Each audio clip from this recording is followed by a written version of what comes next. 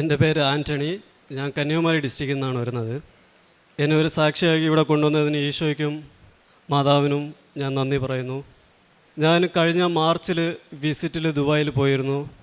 2 മാസത്തോളം ഞാൻ അവിടെ ഉണ്ടായിരുന്നു. ഞാൻ ടീച്ചറാണ്. പല സ്കൂളുകളിലും അപ്ലൈ ചെയ്തു, ജോലി കിട്ടിയില്ല. എന്നിട്ട് വിസ കഴിഞ്ഞ് നാട്ടിലെത്തി. വീണ്ടും ഒരു പ്രാവശ്യം കൂടെ ട്രൈ ചെയ്യാമെന്ന് പറഞ്ഞിട്ട് വീണ്ടും 1 more വിസിറ്റ് എടുത്തിട്ട് വീണ്ടും പോവുകയാണ്. പല സ്കൂളുകളിലും വീണ്ടും അപ്ലൈ ചെയ്തു. 2ാമത്തെ തവണയും ഫെയിലിയർ ആയിരുന്നു.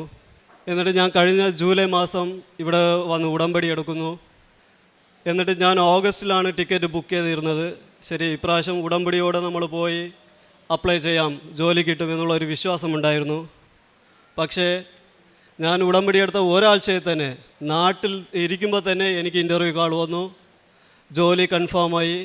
ഞാനവിടെ പോയി. ഞാൻ ഒരു ദിവസം അച്ഛൻ്റെ പ്രസംഗത്തിൽ കേട്ടതായിരുന്നു, നിങ്ങൾ ഉടമ്പടിയിൽ എന്ത് ചോദിക്കുന്നു അത് മാതാവ് തരും എന്നല്ല, നിങ്ങൾ ചോദിനേക്കാളും വലുതായിട്ട് മാതാവ് തരും എന്നുള്ളതാണ്. ആക്ച്വലി ഞാൻ ആഗ്രഹിച്ചത് ഏതെങ്കിലും ഒരു ചെറിയ സ്കൂളിൽ ചെറിയൊരു ജോലി എനിക്ക് കിട്ടിയാൽ മതി എന്നാണ് ഞാൻ ആഗ്രഹിച്ചത്. പക്ഷേ മാതാവ് എനിക്ക് തന്നത് UAE-യിലെ, നിങ്ങൾ കുറേ പേർക്ക് അറിയാമായിരിക്കും, UAE-യിൽ ഫേമസ് സ്കൂളെന്ന് പറയുമ്പോൾ ജെംസ് സ്കൂളും DPS സ്കൂളുമാണ്. ഈ 2 ഗ്രൂപ്പാണ് അവിടെ ഉള്ളതിൽ വലിയ ഗ്രൂപ്പുകൾ. മാതാവ് എനിക്ക് ജോലി തന്നത് ആ DPS സ്കൂളിലാണ്. ഞാൻ ആഗ്രഹിച്ചത് ചെറിയൊരു ജോലിയായിരുന്നു. പക്ഷേ മാതാവ് എനിക്ക് തന്നത് അവിടുത്തെ ടോപ്പ് സ്കൂളിലാണ്. അത് എൻ്റെ ആദ്യത്തെ നിയോഗമായിരുന്നു, എനിക്ക് ജോലി വേണമെന്നുള്ളത്. ജോലി കിട്ടി. ഞാനവിടെ പോയി. എനിക്ക് അക്കോമഡേഷൻ സെറ്റാകുന്നില്ലായിരുന്നു. 1 മാസത്തോളം ഞാൻ എൻ്റെ ലഗേജൊക്കെ തൂക്കിയിട്ട് അവിടെ ഇവിടെ ആയിട്ട് അലയുകയാണ്. റാസൽ ഖൈമ, അജ്മാൻ, ഉമ്മൽഗോൻ എന്നൊക്കെ അലയുകയായിരുന്നു. എനിക്ക് അക്കോമഡേഷൻ അവസാനം വരെ സെറ്റായില്ല. എന്നിട്ട് 1 മാസത്തിന് ശേഷമാണ് എനിക്കൊരു റൂം കിട്ടുന്നത്. പക്ഷേ അത് കുറച്ച് കോസ്റ്റ്ലിയാണ്. എന്നാലും പ്രശ്നമില്ല, നമ്മൾ ഈ റൂം എടുക്കാമെന്ന് പറഞ്ഞിട്ട് ഞാനത് എടുക്കുന്നു. ആ റൂം എടുത്തതിന് ശേഷമാണ് ഞാൻ അറിയുന്നത് ആ റൂമിൻ്റെ തൊട്ട് പിന്നാലെ തന്നെ നമ്മുടെ പള്ളിയുണ്ട് എന്നുള്ള കാര്യം. ഇത് എൻ്റെ 2ാമത്തെ നിയോഗമായിരുന്നു. അന്ന് ഞാൻ ഉടമ്പടിയിലെടുത്ത 2ാമത്തെ നിയോഗമായിരുന്നു. പള്ളിയുടെ അടുത്ത് തന്നെ എനിക്കൊരു അക്കോമഡേഷൻ വേണമെന്നുള്ളത്. അപ്പോൾ ഞാൻ ഇത്ര ദിവസം അലഞ്ഞു, പല റൂമുകളും നോക്കി, അതൊക്കെ പള്ളിയുടെ അടുത്ത് ഇല്ലായിരുന്നു. അതുകൊണ്ടാണ് അതൊക്കെ എന്നിൽ വിട്ടു പോയത്. അപ്പോൾ നമ്മൾ ഒരു കാര്യം മനസ്സിൽ ചിന്തിക്കുന്നു, പക്ഷേ മാതാവ് അതിനേക്കാളും വലുതായിട്ടാണ് കാര്യങ്ങളൊക്കെ മുൻനിർത്തി ചെയ്യുന്നത്. അപ്പോൾ ഞാൻ പറഞ്ഞതുപോലെ അതൊരു വലിയ സ്കൂളായിരുന്നു. അപ്പോൾ അതിൻ്റേതായിട്ടുള്ള വർക്കിംഗ് പ്രഷറും അവിടെ ഉണ്ട്. ഞാനവിടെ ജോയിൻ ചെയ്തു. ആദ്യം 2 ആഴ്ച കഴിയുമ്പോഴേക്കും ഞാൻ മനസ്സിൽ വിചാരിക്കുകയാണ്, ഇവിടെ നമുക്ക് സെറ്റാകില്ല, നമ്മൾ നാട്ടിൽ തന്നെ തിരിച്ചു പോകാം. കാരണം അത്രയ്ക്കും വർക്കിംഗ് പ്രഷർ. രാത്രി വർക്കൊക്കെ കഴിഞ്ഞ് ഉറങ്ങുമ്പോൾ തന്നെ 1 മണി, 2 മണി, 3 മണിയൊക്കെ ആകും, ഉറക്കമില്ല. അപ്പോൾ ഞാൻ വിചാരിച്ചു ഈ ജോലി നമുക്ക് സെറ്റാകില്ല, നമ്മൾ വിട്ടു പോകാമെന്ന് മനസ്സിൽ ഉറപ്പിച്ചു. പക്ഷേ എന്നാലും മനസ്സിലൊരു വിശ്വാസമുണ്ടായിരുന്നു, മാതാവ് തന്ന ജോലി ഇതെങ്ങനെ നമ്മൾ വിട്ടിട്ട് പോകും, പിടിച്ചു നിൽക്കണം എന്ന് പറഞ്ഞിട്ട് ആ വിശ്വാസത്തോടെ പിടിച്ചു നിന്നു.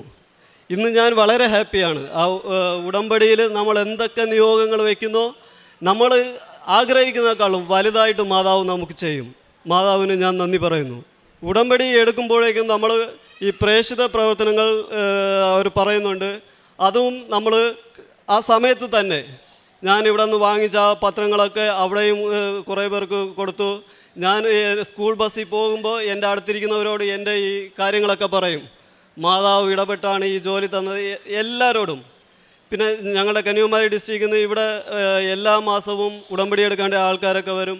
അവർക്ക് നമ്മൾ സപ്പോർട്ട് ചെയ്യും. പിന്നെ അനാഥ ആശ്രമങ്ങൾക്ക് പോയി വിസിറ്റ് ചെയ്ത് അവർക്ക് ഹെൽപ്പൊക്കെ ചെയ്യാറുണ്ട്. സോ അങ്ങനെ ആത്മീയ യാത്ര അങ്ങനെ തുടർന്നുകൊണ്ടിരിക്കുകയാണ്. ഈശോയും മാതാവും എനിക്ക് തന്ന എല്ലാ അനുഗ്രഹങ്ങൾക്കും മനസ്സ് നിറയെ ഞാൻ നന്ദി പറയുന്നു. എസെക്കിയേൽ പ്രവാചകൻ്റെ പുസ്തകം 34-ാം അധ്യായം 26-ാം തിരുവചനം. അവരെയും എൻ്റെ മലയ്ക്ക് ചുറ്റുമുള്ള സ്ഥലങ്ങളെയും ഞാൻ അനുഗ്രഹിക്കും. ഞാൻ യഥാസമയം മഴ പെയ്യിക്കും. അത് അനുഗ്രഹവർഷമായിരിക്കും. ആൻ്റണി എന്ന ഈ മകൻ ഉടമ്പടി എടുത്തതു മുതൽ ഒരു അനുഗ്രഹ വർഷത്തിൻ്റെ കാലഘട്ടത്തെക്കുറിച്ചാണ് ഈ സാക്ഷ്യത്തിൽ വെളിപ്പെടുത്തിയിരുന്നത്. ഒരു വലിയ തകർച്ചയിൽ ഇവിടെ വന്ന് അദ്ദേഹം ഉടമ്പടി സ്ഥിരീകരണത്തിനായി വന്നപ്പോൾ പറയുകയായിരുന്നു, ഞാൻ 100-ലധികം അപ്ലിക്കേഷൻസ് എനിക്കൊരു ജോലിക്ക് വേണ്ടി സെൻഡ് ചെയ്തിരുന്നു. ഒന്നും തന്നെ എന്നെ ആക്സെപ്റ്റ് ചെയ്തിരുന്നില്ല. അഥവാ അവർ വിളിച്ചാൽ തന്നെ എനിക്കത് കിട്ടിയിരുന്നില്ല. പക്ഷേ ഞാൻ ഉടമ്പടിയെടുത്ത ആ ആഴ്ചയിൽ തന്നെ മാസങ്ങൾക്ക് മുൻപ് ഞാൻ അപ്ലൈ ചെയ്തിരുന്ന ഒരു ജോലി എന്നെ തിരിച്ചു വിളിച്ച് എനിക്ക് ഓഫർ തന്നു. അത് ഞാൻ ചെറിയൊരു ജോലിയാണ് ആഗ്രഹിച്ചിരുന്നത്. പക്ഷേ ഒരു വലിയൊരു സ്ഥലത്തേക്ക് ദുബായിൽ എനിക്ക് ജോലി നൽകി അനുഗ്രഹിച്ചു. ബഹുമാനപ്പെട്ട ജോസഫ് അച്ഛൻ നാം ഉടമ്പടി ക്ലാസ് കൂടിക്കൊണ്ടിരിക്കുമ്പോൾ അച്ഛൻ നമ്മെ ഓർമ്മിപ്പിക്കുന്നതാണ്, ഇതൊരു വലിയ പദ്ധതിയാണ്. ഉടമ്പടി എന്നത് ഒരു വലിയ പ്രാർത്ഥനാ പദ്ധതിയാണ്. ഇതൊരു ചൊല്ലുന്ന പ്രാർത്ഥനയല്ല, ഒരു ചെയ്യുന്ന പ്രവൃത്തിയാണ്. ചെയ്യുക എന്നാൽ ഈശോ പറയുന്നത് പോലെ ചെയ്യുക. ഈശോ പറയുന്ന ഒന്ന് മാത്രമാണ്, ഉടമ്പടിയിൽ സുവിശേഷത്തിൽ വിശ്വസിക്കുക. അവൻ പറയുന്നത് പോലെ ചെയ്യുമ്പോൾ നമ്മുടെ ജീവിതത്തിലുണ്ടാകുന്ന വ്യത്യാസങ്ങളെക്കുറിച്ചാണ് ഇപ്പോൾ ആൻ്റണി ഇവിടെ പറഞ്ഞു തരുന്നത്. അദ്ദേഹത്തിൻ്റെ രണ്ടാമത്തെ നിയോഗം എനിക്ക് എപ്പോഴും പള്ളിയിലേക്ക് പോകണം, എനിക്ക് വിശുദ്ധ ദിവ്യബലിയിൽ പങ്കുകൂടണം എന്നുള്ളൊരു വലിയ നിയോഗമാണ്. അച്ഛൻ പറയുന്നത് പോലെ നമ്മുടെ ഇൻവെസ്റ്റ്മെൻ്റ് എത്രമാത്രമുണ്ടോ, നമ്മുടെ വിഷയമാണോ നമുക്ക് പ്രധാനം, ദൈവമാണോ പ്രാധാന്യം എന്ന് അച്ഛൻ നമ്മെ എപ്പോഴും ഓർമ്മിപ്പിക്കുന്നുണ്ട്. അദ്ദേഹത്തിൻ്റെ ജോലി കിട്ടുക എന്നുള്ള നിയോഗത്തോടൊപ്പം തന്നെ അദ്ദേഹത്തിൻ്റെ നിയോഗം എനിക്ക് ദിവ്യബലിയിൽ പങ്കുകൊള്ളണം.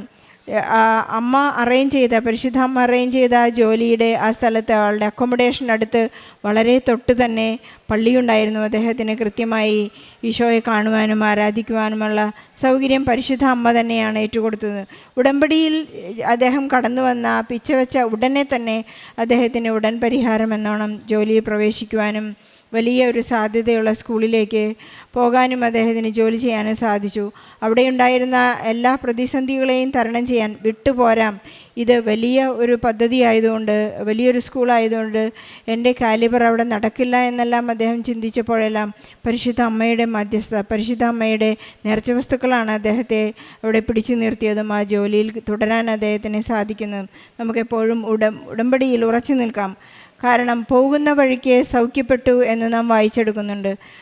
ഒരു മനുഷ്യൻ വന്ന്, ഒരു യുവാവ് വന്ന്, രാജ്യസേവകൻ വന്ന് എൻ്റെ മകനെ സുഖപ്പെടുത്തുക എന്ന് പറയുമ്പോൾ ഈശോ പറയും, നീ തിരിച്ചു പോയിക്കൊള്ളുക, നിനക്ക് സുഖപ്പെടും. പോകുന്ന വഴിക്ക്, നാം പോകുന്ന വഴിയിലാണ് ഉടമ്പടി, നാം പോകുന്ന വഴിയാണ്, നിത്യതയിലേക്ക് സഞ്ചരിക്കുന്ന വഴിയാണ്, നാം സുഖപ്പെട്ടുകൊണ്ടിരിക്കുകയാണ്.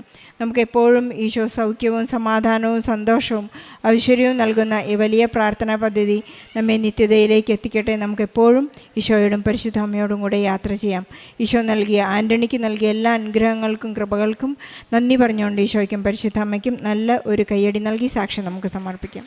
അത്യപൂർവ ദൈവാനുഭവങ്ങൾ ഇനി നിങ്ങൾക്കും സ്വന്തം. ഈ യൂട്യൂബ് ചാനൽ ഇതുവരെ സബ്സ്ക്രൈബ് ചെയ്തിട്ടില്ലെങ്കിൽ ഇപ്പോൾ തന്നെ സബ്സ്ക്രൈബ് ചെയ്യുക.